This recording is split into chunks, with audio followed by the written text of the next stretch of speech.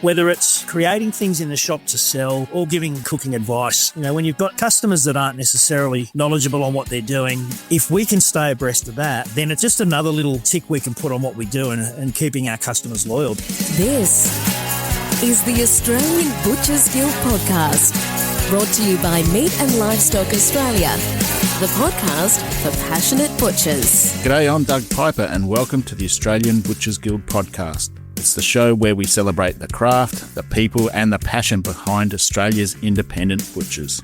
We're often looking for unique and interesting guests and topics to discuss, so if you have anything you'd like to hear about, please drop me an email at butchers@mla.com.au. Today we're thrilled to introduce a true leader in the industry, Michael Honeysett. Michael's the General Manager of Craig Cook's Prime Quality Meats in Sydney. Michael brings a wealth of experience and insight into what it takes to deliver premium quality and exceptional service in today's competitive market. From sourcing the finest cuts to creating a customer experience that keeps people coming back, Michael and his team have set the benchmark for excellence. In this episode, we'll dive into his journey and his thoughts on where the butcher trade is heading. So grab a coffee, settle in, and let's get started with Michael Honeysett on the Australian Butchers Guild podcast. G'day, Mick. Doug, g'day. How you going? I'm very well, mate. How's things with you?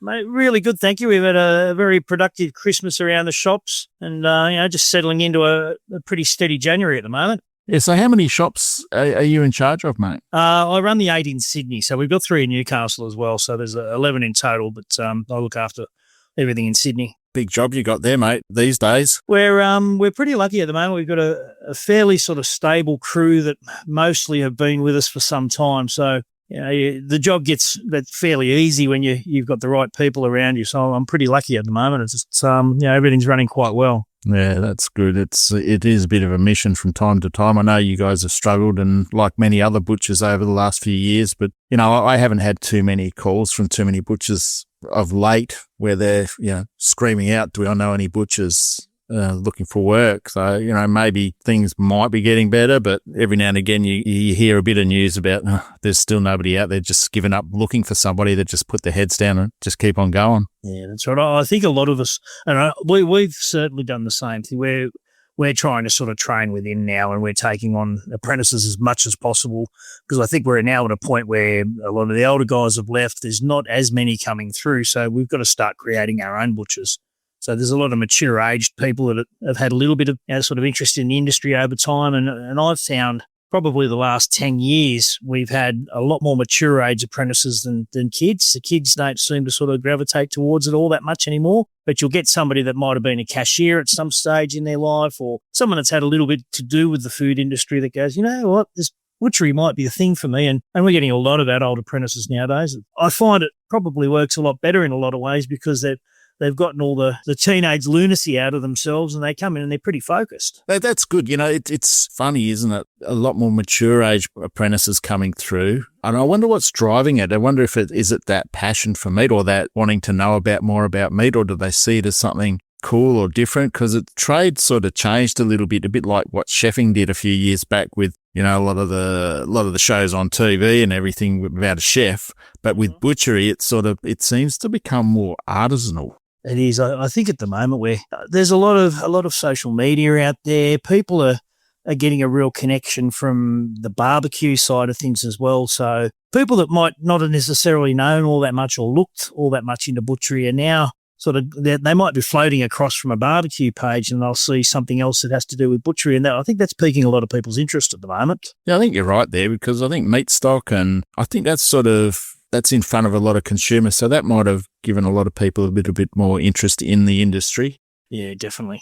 Hey, how did you actually get into the industry? It was an absolute fluke for me. I sort of meandered about after school and I wasn't really sure what I wanted to do. I'd worked in a vet surgery as a kid going through school and I was really interested in becoming a vet, but I didn't have the sort of nous to stay in school long enough to get there. So I went into the building trade and I just sort of fell into a few jobs. The early 90s, there was a little bit of a slump in the building industry and I said to myself, right, the first apprenticeship I see when I went up to the CES, the first one I see I'm going to take. And I remember walking along the board and I'm looking at all the job cards and there was nothing there for apprentices and all of a sudden there was an apprenticeship for a butcher. And I went, oh, okay. And I thought I'll pick up the card and I'll see what comes of it. And I sort of went from there. It was just a Johnny on the spot sort of sliding doors moment. I just picked up the card and went, oh, well, see what it is. At least I know I'm going to have some guaranteed work for a while. So I'd always had a little bit of passion for food.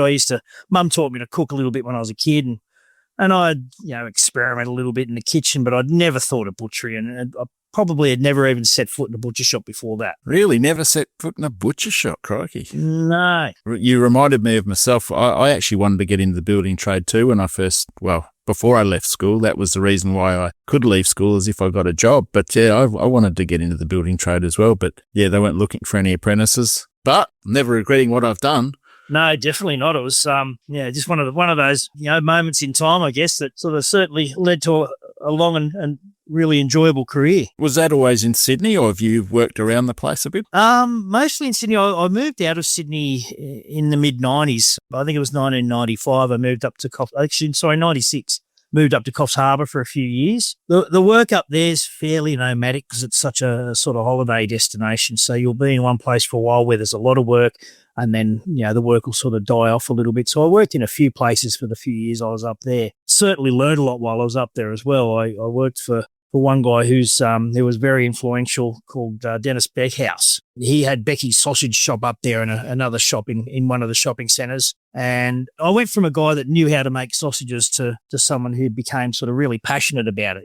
He went in all the competitions. He had awards up all around his shop, the Sausage King Awards, and he had a little smoker in there, and he made his own cheese cabanas and all sorts of things like that. And I went from, a guy that knew how to put a batch of sausages together to someone that was really interested in, working with flavours and making my own. So that was a good few years up there. How important is it to have a good sausage? Mate, I reckon, and it's one that I think we all heard, through our time in the past. You always used to say if you got a good mince and a good sausage trade, your butcher shop's always going to make money. It's certainly something that I've always pinned on, any shop that I've worked in or any of our stores that have, maybe been struggling a little bit. The first thing I do is focus on getting a good snag in there, changing the flavours and seeing what's working, doing cooking demonstrations, all that kind of thing. And people will travel for a sausage. They can go anywhere nowadays. Even the supermarkets. The supermarkets have got reasonably good quality steak, which, 20, 30 years ago, you'd never go to the supermarket for a steak, but you can get good stuff there now. So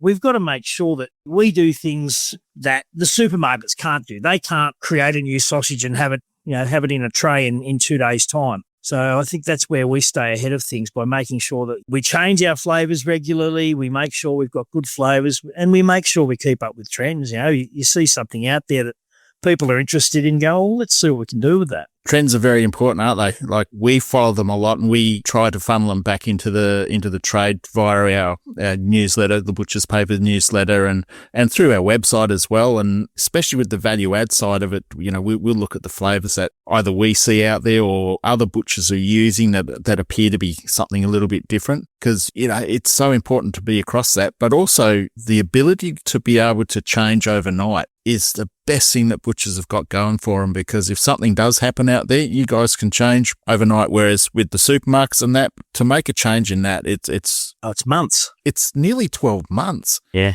So by the time they do a test and they do everything else, and then they get the packaging right and everything, and then they get it out there, it's over. Yeah, that's right. They missed it. Yeah. Getting back to sausages, and I've always been a stickler for a good banger. I just love sausages. I still actually make some at home. I've got a little filler here where I make a batch every now and again. Nice. But the Sausage King Awards, how important is that to a business, do you think? I think it's a really good way for people to get something up on the wall that says to their customers, we actually care about what we're doing. We're trying hard. We're developing.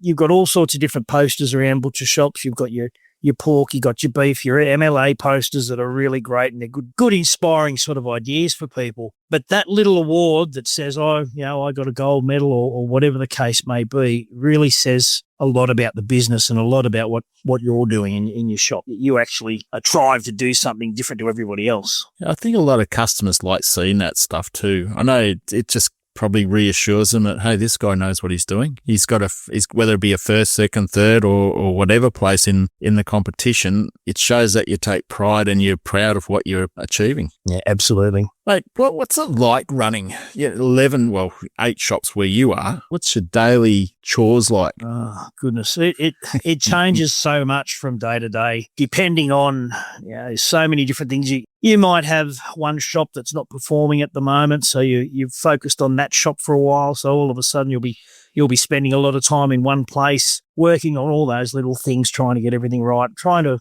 standing outside the shop and watching the traffic flow and working out why people aren't stopping. Then, you'll have periods where everything's running really well. So, they're the times when you get to do the little extra things, like a little bit of R&D and stuff like that. So you can say, all right, well, everything's running well in the shops. The guys are doing a great job. I might go out to, I do a fair bit of cooking out at one of the shops and do some little ready-made meals. So they're the times when I can go, right, I'm going to go and just trial something. I'm going to go and cook this. I'll come up with an idea for a recipe, or a recipe out of a book, and I'll go and sort of try and see if I can make it and make it so that it works for a shop sort of environment. So something that you can make it in a reasonable amount of time and get it into a tray quickly. So that it varies so much.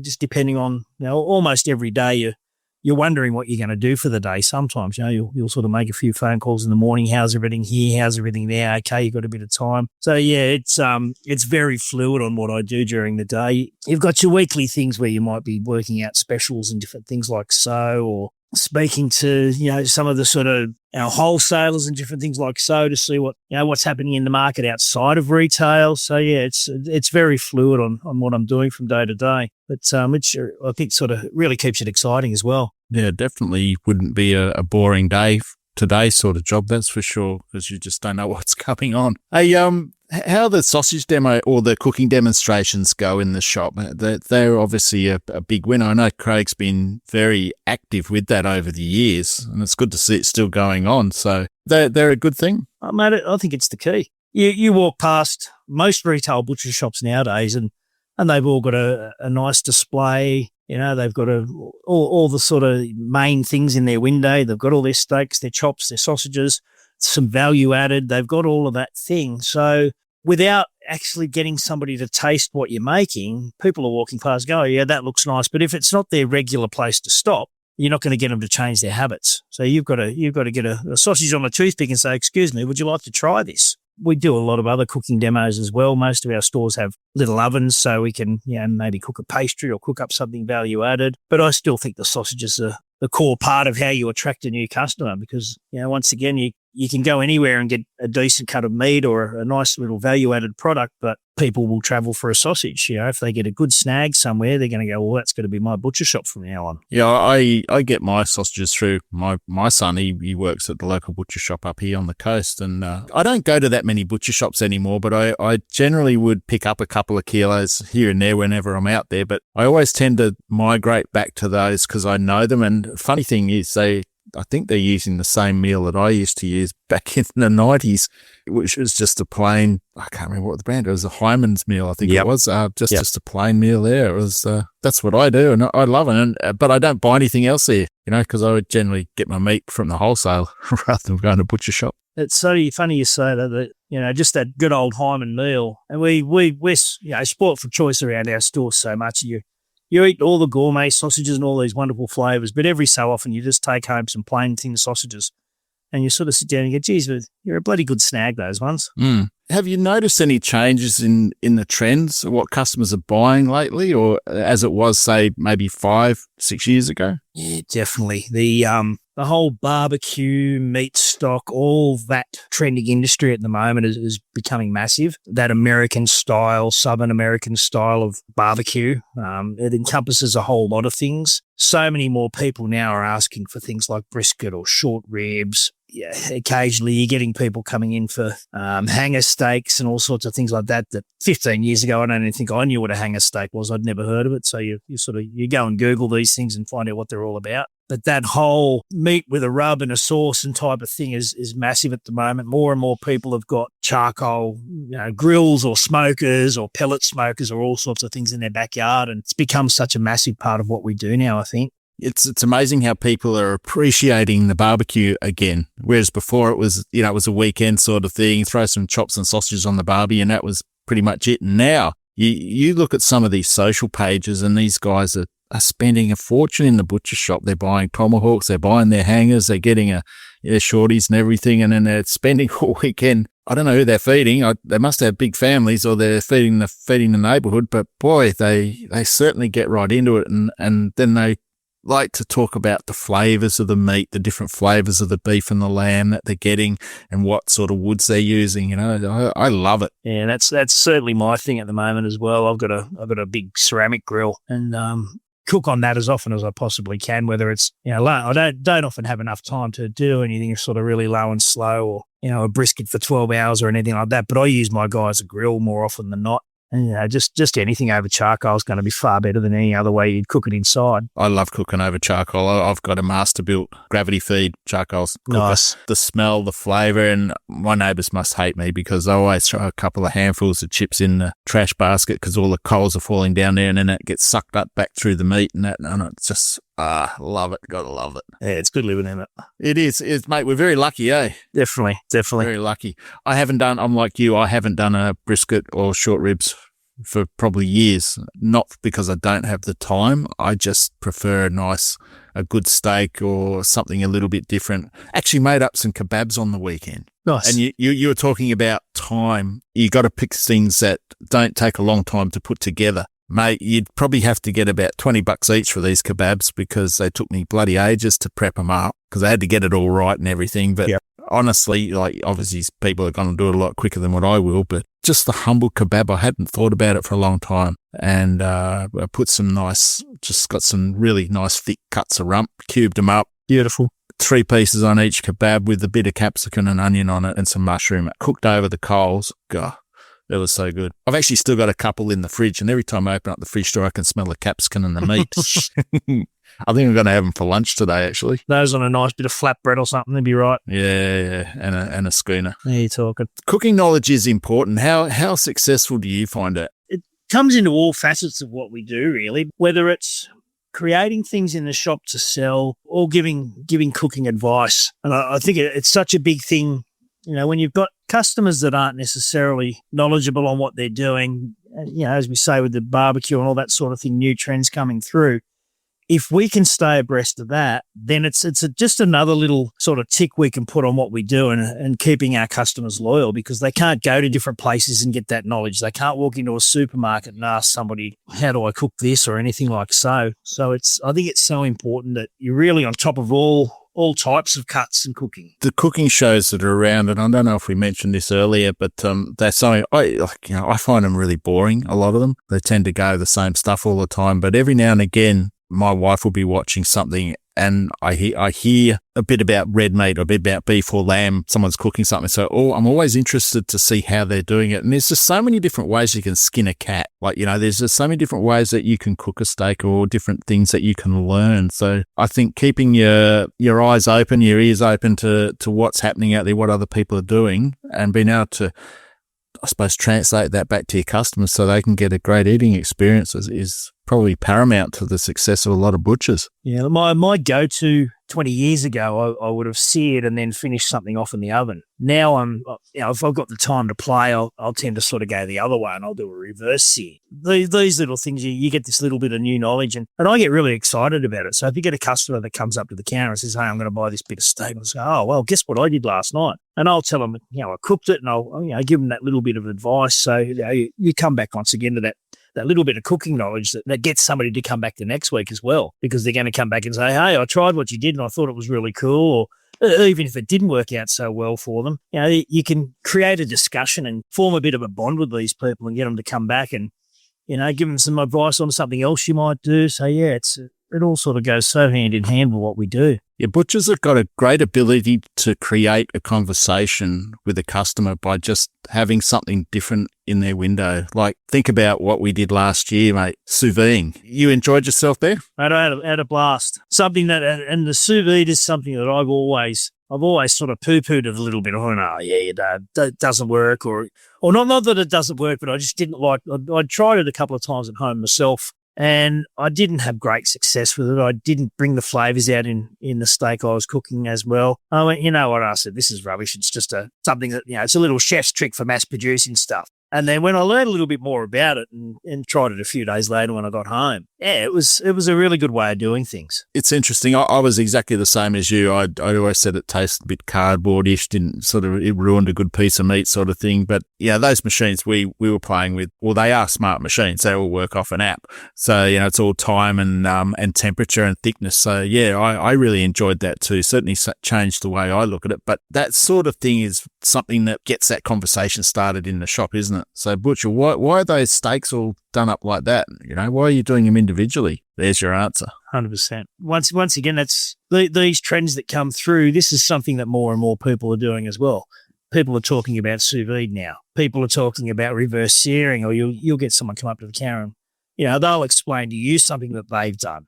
It's once again invaluable. Having that little bit of knowledge about the food trends and different ways of cooking yourself. Certainly is. Hey mate, you've been with Cookie for how many years now? On and off since 1995. So I started with him in 95 when he had a shop in Centrepoint. I was there till I moved up to Coffs Harbour in 96. And then I've been with him now since 2002. So 24 years this year. Wow. You used to start out as a butcher there and you've just slowly worked your way through into management? I did, yeah. When I first started at Centrepoint, I actually followed a mate over from Bushies. So Adam Cooper, that had his own shop. He started working there because his dad was working down in the David Jones store, and he called me up and offered me a job there, and it was a great gig because it was so quiet in the city. He offered me a Monday to Friday job there, which was just absolutely wonderful. My daughter was young at the time, so I jumped on that, and yeah, that was great. I started as a butcher there, and then when I started back with him in 2002, so again I just started as a butcher over at Northbridge, and then just boring down, and finally got to manage that shop myself and looked after that for quite some time, and then moved around a little bit, managing a few different stores, and then eventually sort of moved up into supervising. And then I think I've been the general manager now for, I think it's about 5 or 6 years. Yeah, right. It's been a good journey. Yeah, one thing I like about Craig, he was one that'll always get his hands dirty, and it's like what you're doing too. Not just the owner of the business, but he gets in there and works. You see him behind the counter in a white butcher shirt and an apron, and he's cutting meat, he's serving customers, and basically you're doing the same thing. And I think that's got a lot to be said because you lead by example, don't you? 100%. I think that's part of the culture of our stores. The fact that Craig still walks in and if he sees some lamb hanging on the rail, he'll walk in and break the lambs for the guys. He'll do that sort of stuff. And I think everybody loves that sort of thing. The fact that the owner of the business will still walk in and do the job rather than just sort of walk past and tell them what to do. I think that makes a big difference to everybody. How people feel about our business as well. So your beef and lamb's still branded? You're using your own beef and lamb? Anything we've got in our dry age room is basically off Craig's own farm. So he's got the small farm in the Southern Highlands. It doesn't run a lot, but just enough so that we can supply every store with 1 or 2 bodies a week. And that helps us load up our dry age fridges. Our lamb comes out of Cowra, and we've got pretty tight sort of restrictions on what we want in there, weight sizes and all that sort of thing. So they hand select all of that for us. It's all very, very sort of tightly restricted on what comes into our stores. So we know we've always got the right thing too. And you guys sell a fair bit of like high-end stuff, like a lot of Wagyu and that as well. Yeah, Wagyu's coming back into the market again at the moment. It died off for a little while, but interest in that has certainly picked up again. We actually get a little bit of, just a little bit of Furano out of Japan. Okay. So that, for the people looking for that goes quite well. And then, we're selling a lot of really sort of high-end brands of Wagyu. Got a little bit of full blood Wagyu at the moment as well, which is just amazing stuff. And then we try and carry some Jack's Creek Angus wherever we can as well. It gets so much good press to Jack's Creek. It's regularly winning steak of the year and all that type of thing. So yeah, we try and stick to those brands or something very similar anyway, so that it just gives you that little bit of guarantee that that what you're cutting and putting on a tray and selling to your customer is not something that they're going to be bringing back and throwing at you. Yeah, the whole branding thing is just so important. Do you guys obviously call out the brands that you're selling? We found over the years that branding, we tried promoting our own farm brand for a long time, and it didn't have the press and it didn't have the sort of retail knowledge. So we've sort of pulled back from that a little bit, and we're sort of piggybacking on things like Jack's Creek. I think most of our customers do know that our beef that's in our dry age rooms is our own.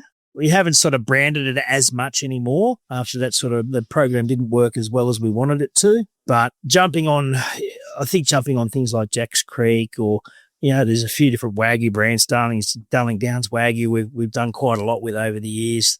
So jump on things like that. They're the only things that really sort of go between us and retail. I have seen, over the last few years, I didn't see as much Wagyu out there or not as much promotion around Wagyu, but I have noticed that seems to be a fair bit more out there, a few more brands out there now. And by the sound of it, it's going to be a little bit more prominent towards the back end of the year this year with what's happening in China. Yeah, I think so. It's certainly making a big comeback at the moment. There's the 2GR stuff is an amazing product, and they're putting a lot of money into promotion of that as well. And you find with a lot of these brands, the guys at our end are the only people that actually know the brand. You try and push this brand, you tell your customers, oh, this is so-and-so's brand, and they just look at you and go, okay, they've got no knowledge of it. But I've found the 2GR people are starting to talk about it a little bit.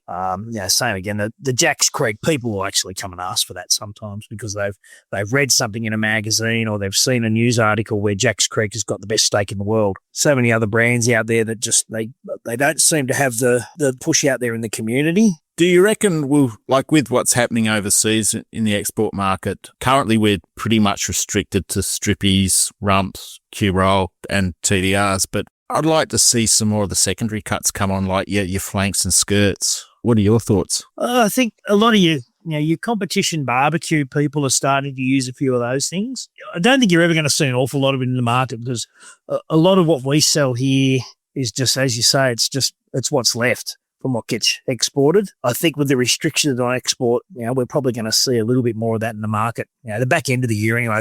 I've heard that it's not going to be until middle of the year, August maybe, until the restrictions in China are going to start actually showing us anything here. Once that starts, once those tariffs kick in, then I think all of a sudden we're going to be flooded with probably a lot of cuts that we don't regularly see. We would sell a little bit of conical muscle at our Macquarie store because we've got a fairly large Asian population around there.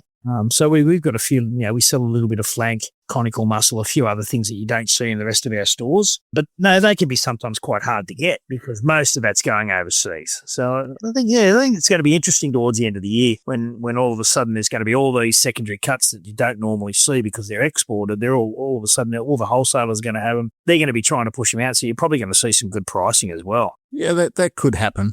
And I suppose it depends on the other markets out there because it's not just the China market. There's a lot of other markets throughout Asia where they will take some of that product. But, I'm pretty confident that we'll see a fair bit come back onto the market. And, that's, I think, where butchers should be starting to look at, I suppose, now, learning a little bit more about these different muscles that we don't generally deal with. How do you cook them? Because that's going to be the questions they're going to be asked about, Grab a couple if you can get them, even if you just got to pull something out of one of your own bodies in the shop and go and cook it and see how you go with it. But one of the things, I was talking to a barbecue master the other week, and he was sort of saying, if you just put some citric acid with it, like something, some lemon or something like that just helps break it down a little bit. That's in with your marinade when you're using it, because a lot of those flanks and skirts, that's what they need. They need that because if you think about the South American dishes and where they use a lot of those cuts, they use a marinade with them, and it's generally got some sort of citric acid in it, he was saying. So yeah, that's interesting. Yeah, it will help tenderize it, especially if you've got like something grass-fed, which is probably going to have a fair whack more chew than, say, something out of an MB, a highly marbled Wagyu beast. Yeah, it's interesting you say that. I tend to, if I'm cooking something that's going to be a little bit tougher, that's going to have a little bit more connective tissue, it wouldn't be my first stop to use a marinade. My first stop's generally going to be how I'm cooking. So, slow your cooking down, all that type of thing. But yeah, that might be something interesting to start looking into, I guess. How many butchers do you guys have on hand at the moment? How do you keep them motivated? Butchers, we've got anywhere between probably 2 and 4 in each store. Yep. Plus a whole support staff, cashiers, apprentices, etc. How do you keep them motivated? I don't know. I think we've got the right people at the moment that are pretty self-motivated. I try and sort of get around and try and inspire them a little bit with something new that we're doing. I think the evolution of what we do is probably the thing that will keep people most interested. If they're just coming to work and doing the same thing every day, then it gets a little bit mundane. So I'll have somebody in, one of the stores will come up with an idea and I go, oh, that's a great idea. So I get excited about that. And then I try and sort of spread that around a little bit, and I'll show some of the other guys, or I'll say, oh, did you see what Matt's doing at North Rocks, or did you see what Dean's doing over at Northbridge, and show people like that. So I think we're pretty lucky with the guys we've got at the moment. We've got some people that are really, trying their guts out and really doing a good job, and they're pretty inspired themselves. So, that creates that vibe in their store. So it's pretty contagious when they're like that as well, because if you've got one or two people that are really inspired in the shop, everybody else tends to jump on board. Yeah, I've seen a lot of really good butchers out there in butcher shops, and they get really flat from time to time. And when you're having a chat to them, they just say they don't get listened to, they don't get heard. They try to have a little bit of input into the butcher shop, into what they're doing, and they don't sort of get anywhere. So they feel, I'm not gonna try anymore. But I think it's very important to listen to what your butchers are telling you, because they are your eyes and ears in the front of the shop, eh? Yeah, absolutely. I've got a few good apprentices or butchers that are just out of their time at the moment that are pretty passionate about things, and they'll come over and say, oh, yeah, I've got an idea for this. I said, well, let's just try it. He said, we can talk about it all day long. I said, we don't know if it's going to work. I said, I've seen things that I thought would work or haven't worked.